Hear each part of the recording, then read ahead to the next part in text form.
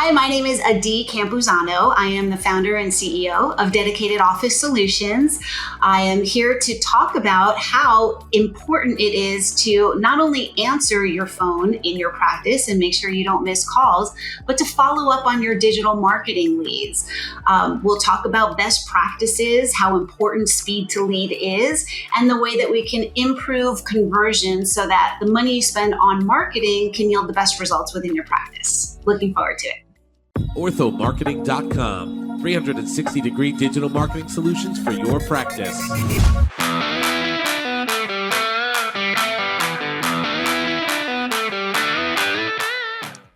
Well, hello, everybody out there in podcast land. This is Dean Steinman from Ortho Marketing, and guess what? We are back with another podcast for you. And I am so psyched for our guest today. Those of you that run a dental practice, obviously, most important thing is answering the phone and getting new leads coming in. All right, the lifeline of any business is new business, and we're in a 24/7 world now. And your office is only open 8 hours a day, so it's important to have the ability to answer your phone professionally and all the time, as much as possible by the right team. And I'm very excited to have with me a very special guest that is the answer to this and is the leader in the industry. And I'm very happy to have Adi Campuzano with me today. And she is the director and owner and founder of Dedicated Office Solutions. And Adi, welcome. How are you? Thank you so much for having me, Dean. I'm so happy to be here. I appreciate it. And thanks for the intro. My pleasure. So let's just jump right into it. Tell us a little bit about Adi and Dedicated Office Solutions, and how'd you get into this? Well, it was a different world when I started the company because I've actually been doing this almost 25 years. So the online market has evolved and marketing has evolved, and our role in the marketplace has grown a bit, but the fundamentals stay the same. And that's that every practice needs a quality team to answer calls, to never miss calls, and now more importantly than ever, follow up with leads and call people who respond to marketing to make sure that those dollars are spent well and you get the best return on investment on marketing.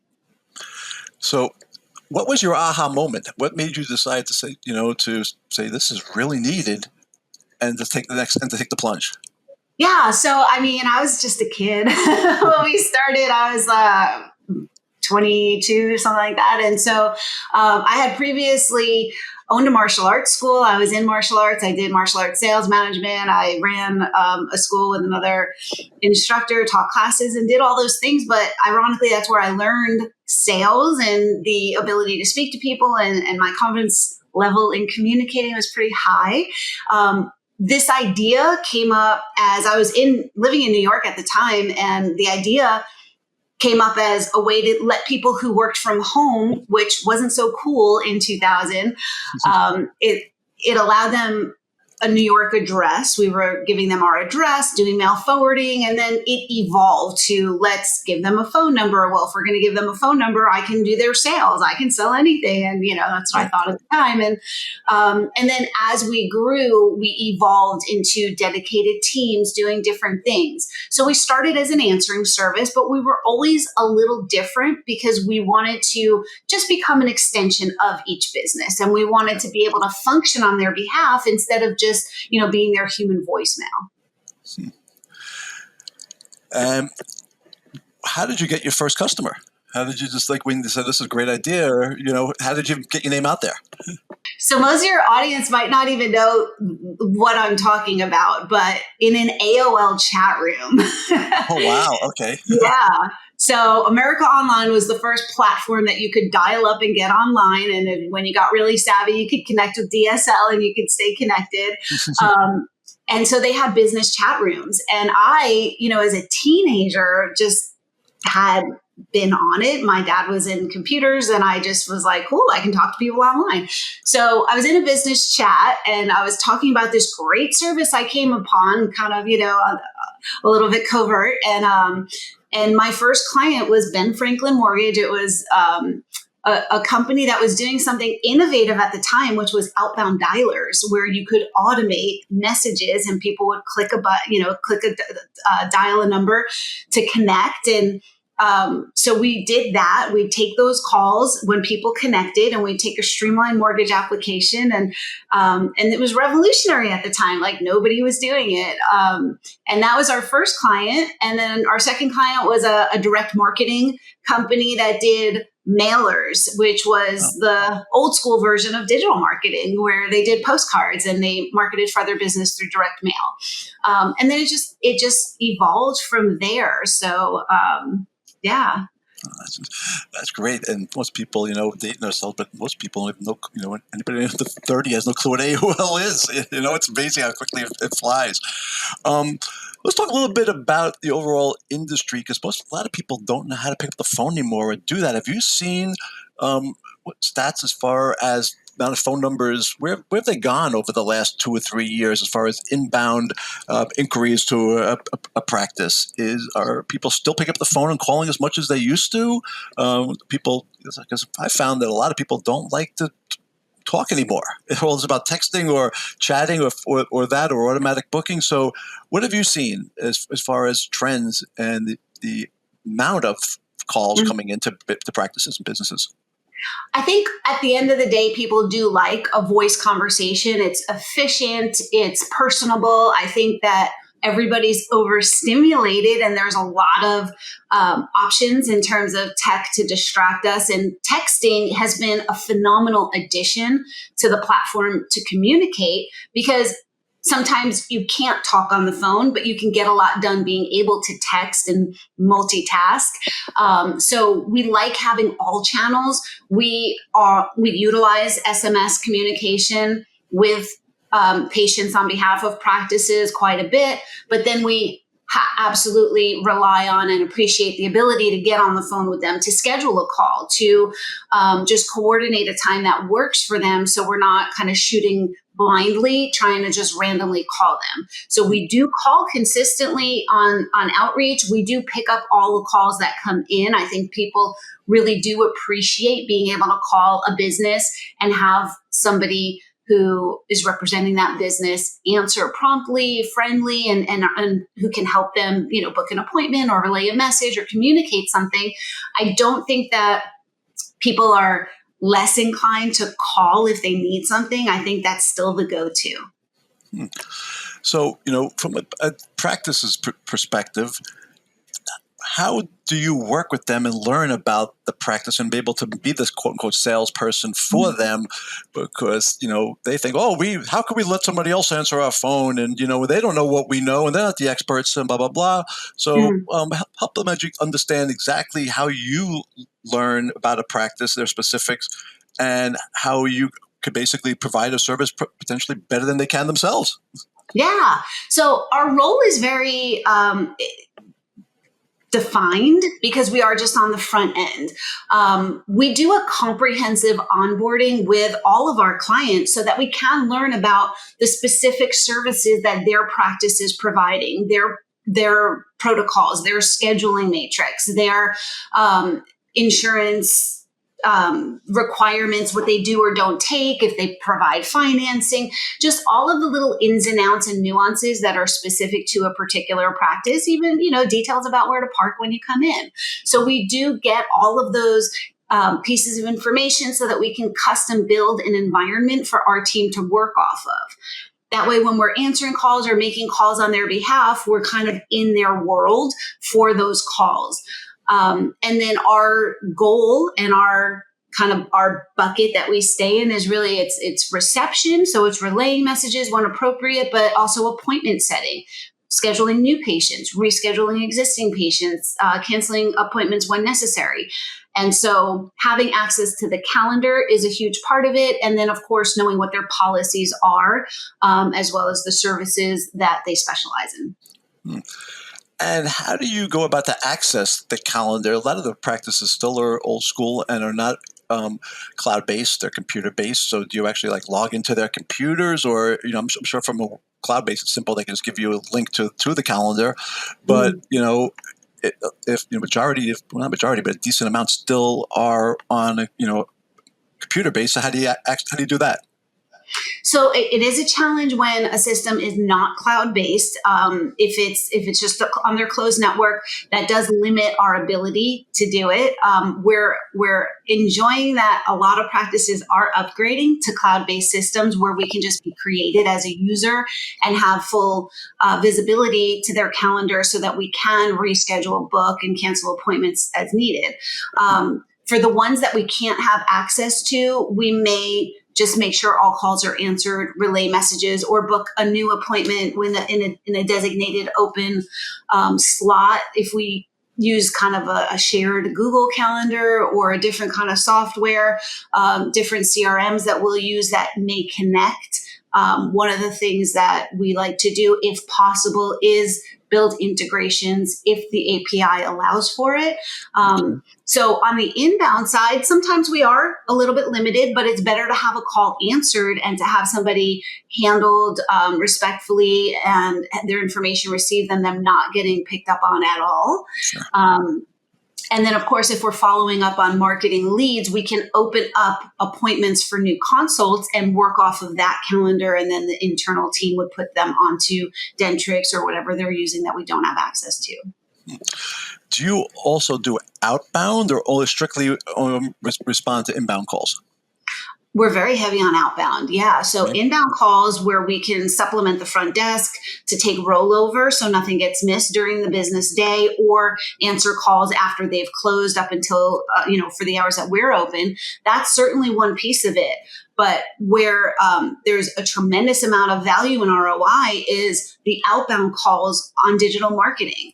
And when people are running ads and they're trying to get in front of new patients and they're trying to expand exposure within their community, it's super important to follow up on those leads. I think a lot of drop off happens when you don't call your leads, which is totally understandable in a live environment with a busy office and a lot of moving parts with the calls ringing in, people coming in, checking them out, doing all kinds of stuff. So we're able to partner with practices to just focus on that one thing. A lead comes in, we call in less than 5 minutes. We double dial. If they don't pick up, we continue to follow up every 4 hours. And we do everything that's possible to get a hold of that person so that we have an opportunity to schedule them to come in office for a consult with the goal of getting them up to treatment. What's your magic number of how many times you found that you actually need to reach out to somebody in order to touch them? Because people don't pick up the phones anymore. My phone rings. I don't pick it up unless I really know who the person is. So what have you found is because we have practices that we could constantly push. And I know we have people that have come in 8, 10, 12, 16 months after they make their first call. So what have you found has been a magic number for how many times you have to reach out? Because practices are limited on the bandwidth, how many times they can do it by hand. So what have you found? Well, I think the most important thing is how quickly you make that first call. The speed to lead is really crucial because you have a much higher likelihood of connecting with a prospect if you call them immediately after they opt in. And then we have found through a lot of testing that 8 is the sweet spot. So we call 8 times. Okay. And those subsequent calls after the initial outreach are every 4 hours because we don't want to call people at the same time of day, every day that they may not be available. By recycling them through our technology every 4 hours from when we've made those first calls, we're able to just try at different times, which increases the likelihood that we'll connect with them. So when you say 8 in every 4 hours, so would you basically be done after one day, or how often do you still keep reaching out? Because if you do every 4 hours in a 12-hour day, you're reaching out 3 times in one day. But what do you keep doing it for every day? Do you alternate? So what do you say found has been a good process, and as far as how often and for how long? It's typically 2 to 3 days after they've opted in. And obviously it just depends what time of day they've opted in. So it's typically for like up to 3 days, business days. We don't call on Sundays, but typically 3 business days after they've opted in that we'll continue to call. But because we call so quickly and then follow up 4 hours later, we're usually getting a hold of people within 3 calls.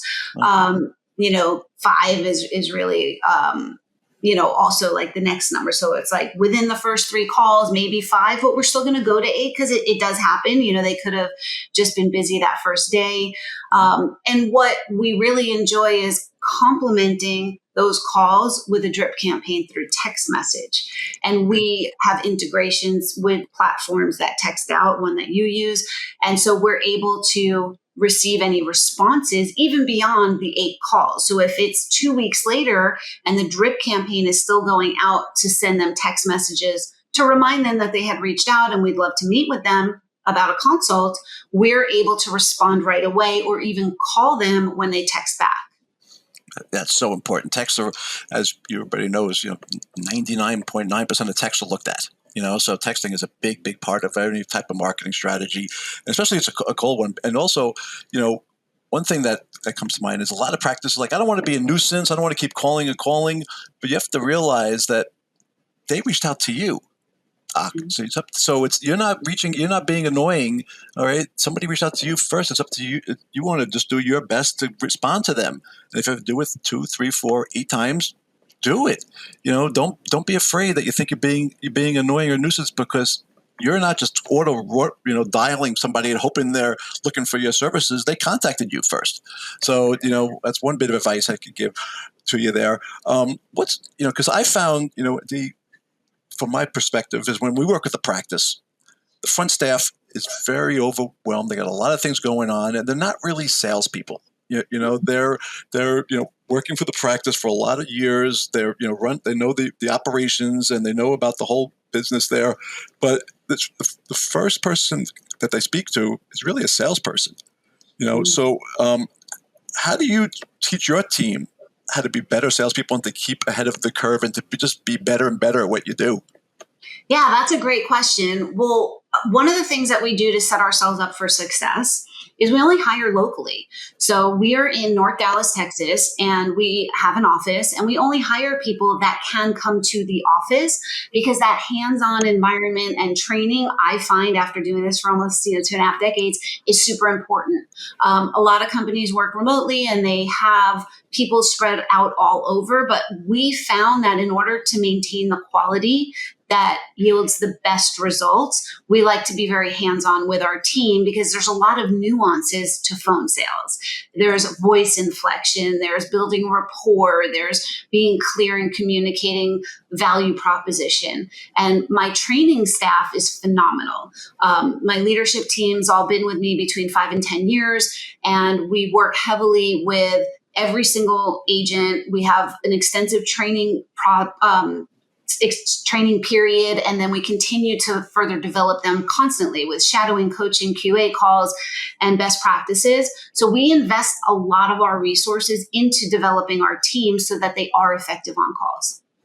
That's important. It's always important to always continually to learn and to better yourself, and that's incredible there.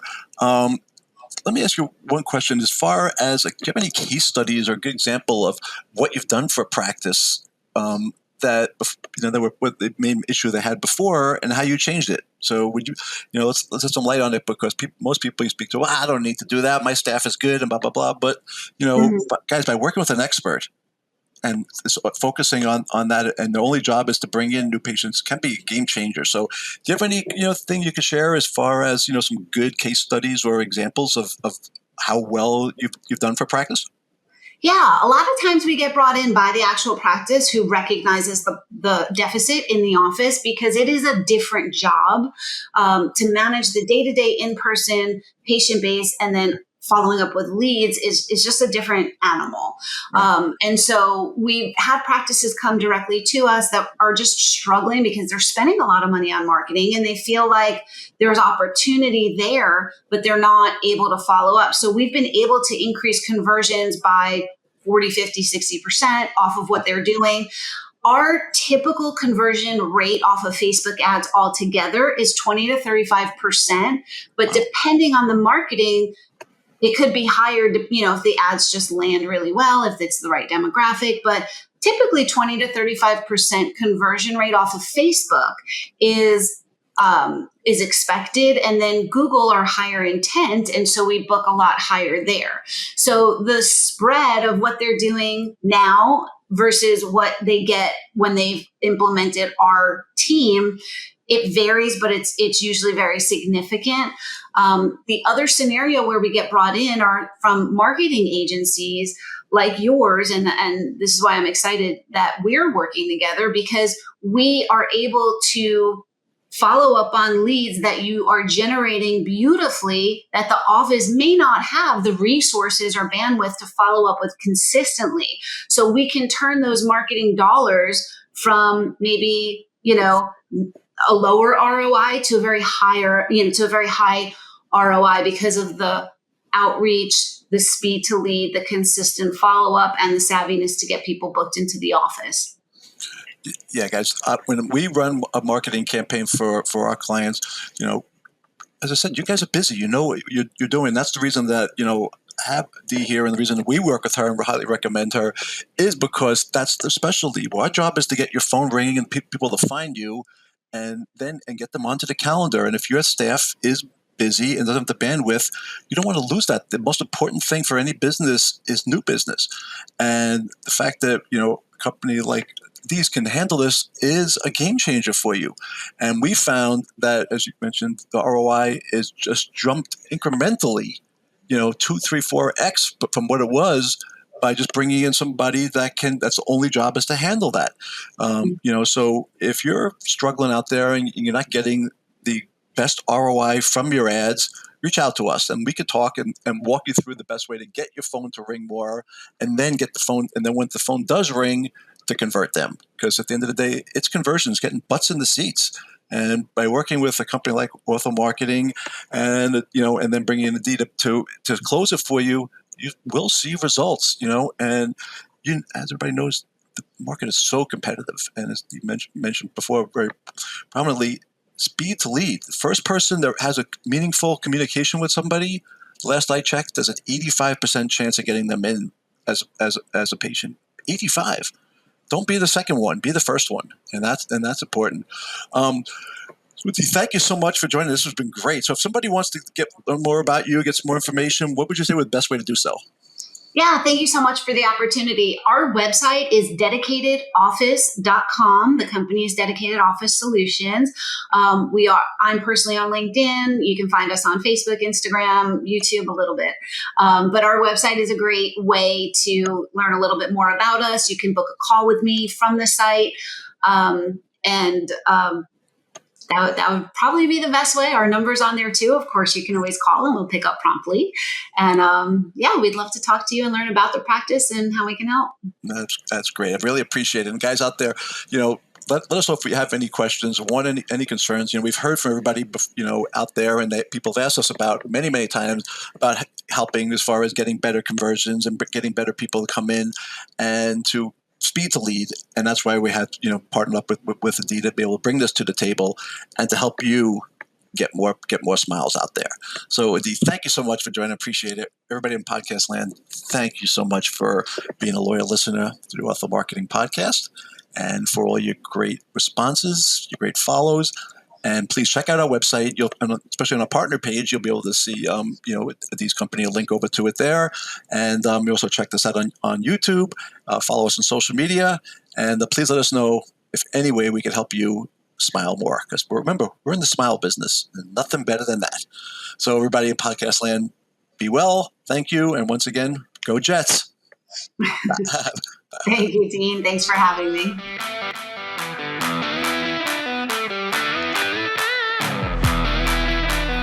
OrthoMarketing.com. 360-degree digital marketing solutions for your practice.